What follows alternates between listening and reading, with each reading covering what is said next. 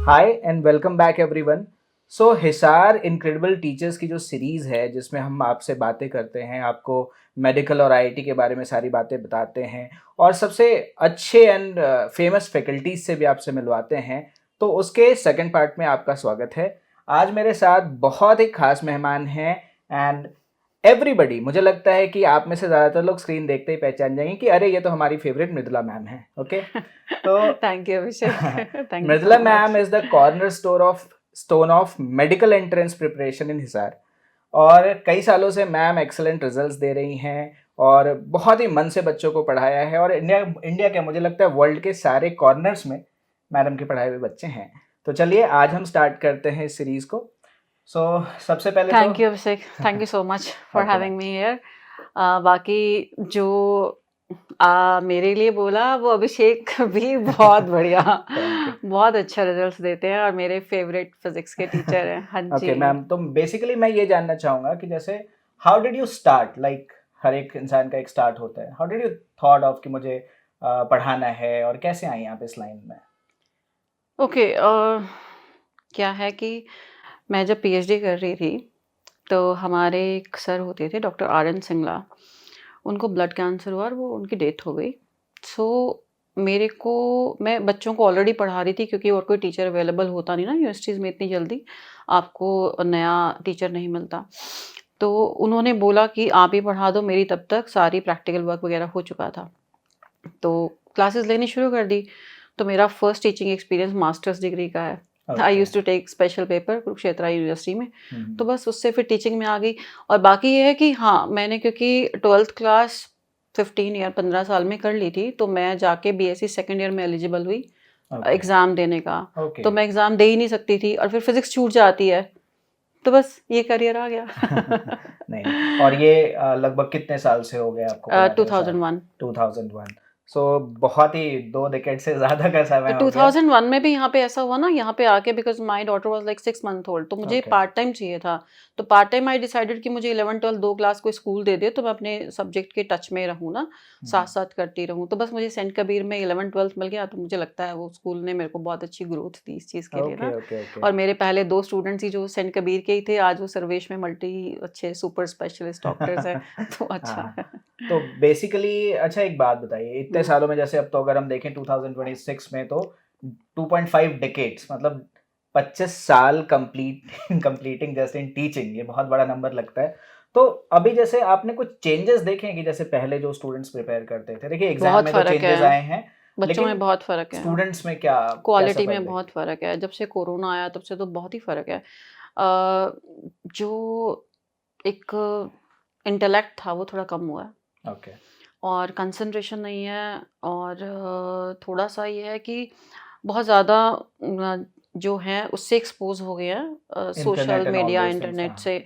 और बिकॉज़ छोटा एज से उनको ये नहीं पता कि कौन-सा कंटेंट उनके लिए है, कौन-सा नहीं है। ओके। तो their mind is getting so much of information जिसको ना तो प्रोसेस कर पा रहे हैं, ना तो ठीक इतने है। बड़े हैं, ना इतने छोटे हैं। कुछ भी देख रहे हैं तो दिमाग में प्रोसेसिंग नहीं है ओके, आई कि गॉट क्या इट। है, क्या नहीं। तो बेसिकली वो है कि ये चीज़ तो हम सब लोग फेस कर रहे हैं कि बच्चों का एक तो अटेंशन स्पैन कम हो गया है, कम हो गया, बहुत कम प्लस हो गया। मेहनत करने की आदत भी कम नहीं हो है। गई है, क्योंकि कोरोना के टाइम में बच्चे घर पे ही सारी चीज़ें कर रहे थे, तो उनको लगा कि ये, और प्लस इंटरनेट के एक्सपोज़र ने भी और उनको काफ़ी। पेरेंट्स भी रिस्पॉन्सिबिलिटी कम ले रहे हैं। बस कहीं पे भी भेज के सोच लेते हैं कि इनका हो जाएगा, कर रहे होंगे। हुँ, हुँ। क्योंकि हम कहते हैं कि एडमिशन के टाइम पे कहते हैं कि हमारी कॉल आए ना आए, 15 दिन में ज़्यादा से ज़्यादा 1 महीने में 1 बार आ जाओ, नहीं तो कॉल तो कर लो। तो कई करेक्ट। तो पेरेंट्स अब बिल्कुल पूछते ही नहीं है कहाँ क्या है। ओके। तो सो बड़ी आप मुझे ये बताइए कि जैसे अब ठीक है, आप तो आपने अपने टीचिंग स्टाइल को कैसे अडैप्ट किया? क्योंकि पहले भी जैसे आपके सिलेक्शंस आ रहे थे, अभी भी हैं, भले ही क्वालिटी ऑफ स्टूडेंट चेंज हुआ है, बच्चों की हाँ, कंसंट्रेशन चेंज हुई है, तो बट वो स्टिल वहाँ वहाँ आपकी मैं वहाँ परफॉर्मेंस मैं नीचे नहीं, नहीं गई। वहाँ हम कुछ नहीं कर सकते थे।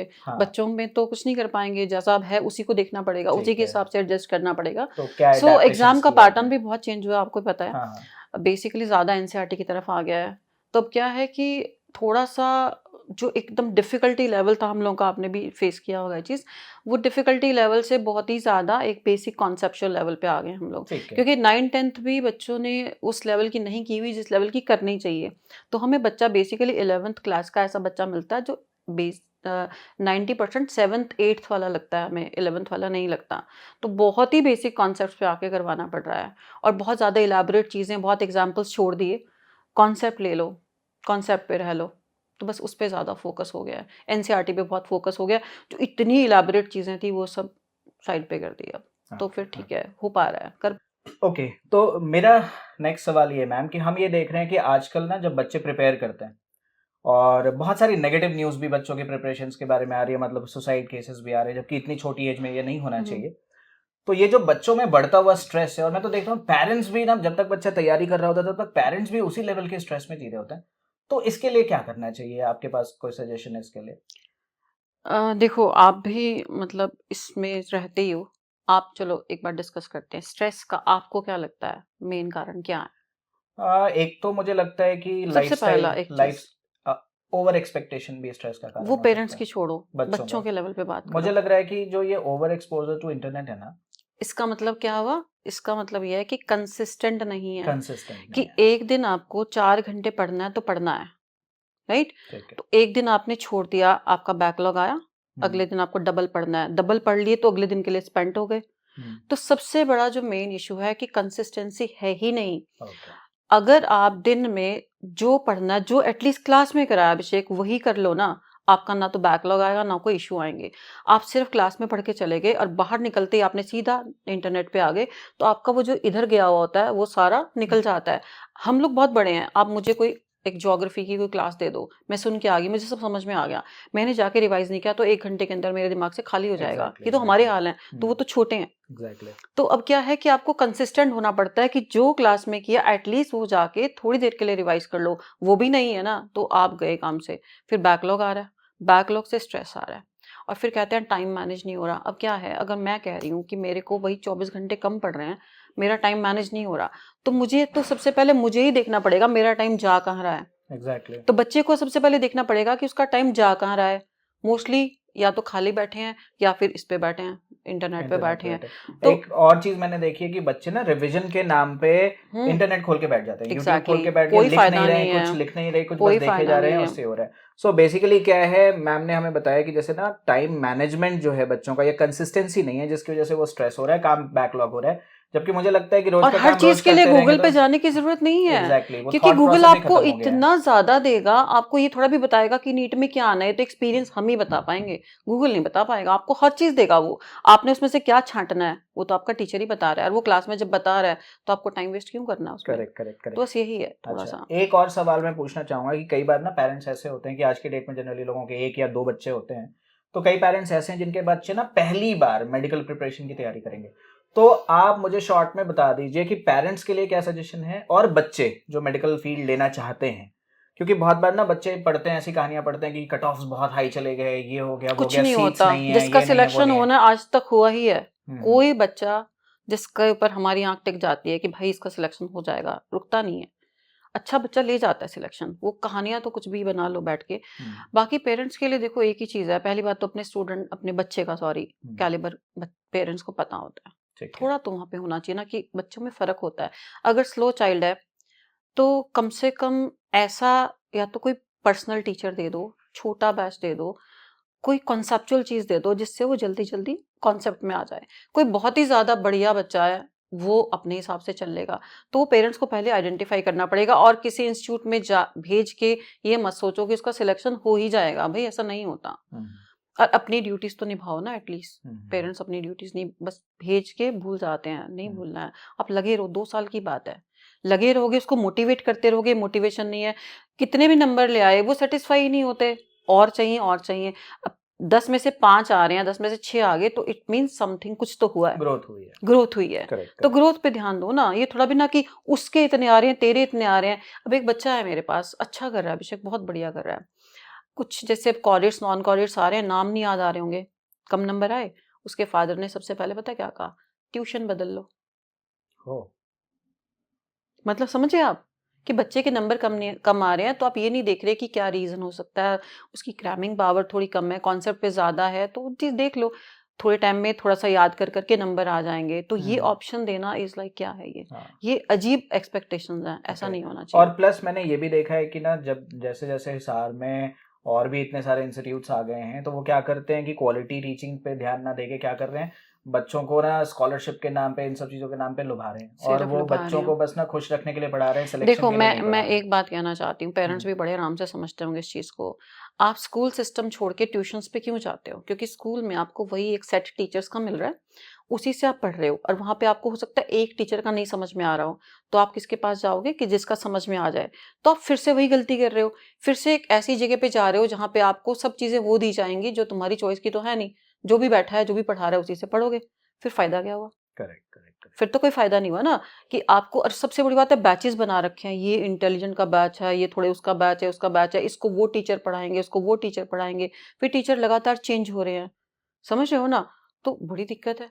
तो अगर आप एक स्कूल सिस्टम को सुबह करके अटेंड शाम को स्पेशलाइज़्ड टीचिंग में जा रहे हो, तो आप फिर एक सारे टीचर्स वही क्यों ले रहे हो जो आपके को दिए जा रहे हैं, ना कि आपकी चॉइस के हैं। Exactly, exactly.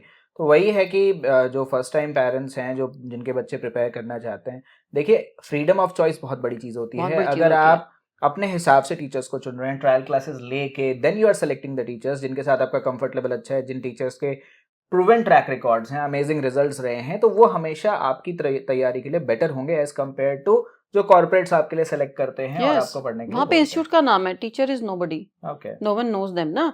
तो वो अपनी रिस्पॉन्सिबिलिटी क्यों लेंगे? उनको बच्चों से वो लगाव भी नहीं होता। एग्जैक्टली। हम लोग यहीं के लोकल हैं, बच्चों से लगाव भी उतना है। और सबसे बड़ी बात है जो एक प्रोफेशनल वो है, वो हमारा अटैचमेंट बच्चे से एक है कि ये कुछ बन जाए, करेक्ट। पैसा इज़ सेकेंडरी, समझ गए ना?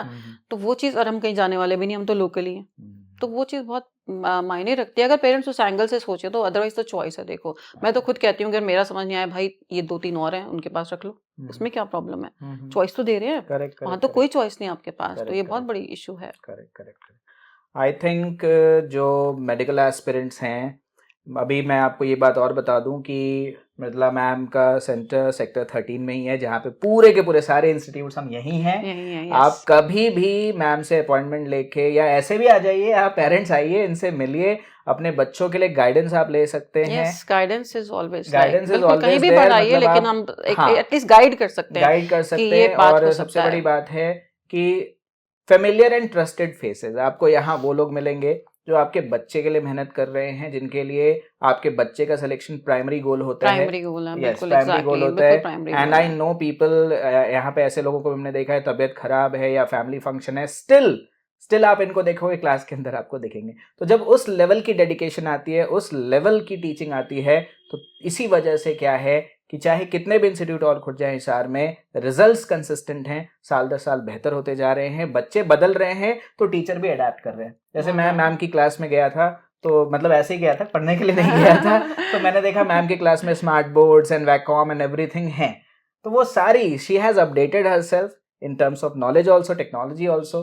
सो थैंक आज यू तक मैम। भी हम सारे टॉपिक पढ़ रहे हैं दोबारा से कि अच्छा नई रिसर्च पता लगे। Yes, yes, yes. तो thank you ma'am. I thank you think Abhishek, thank you so much, this it session was was so amazing much. And time निकालने के लिए बहुत बहुत धन्यवाद। और आप में से किसी भी स्टूडेंट का या पेरेंट का कोई भी सवाल है तो आप कमेंट सेक्शन में लिखिए and we will try to get back to you with the valid answers. Okay, thank thank you. You so much.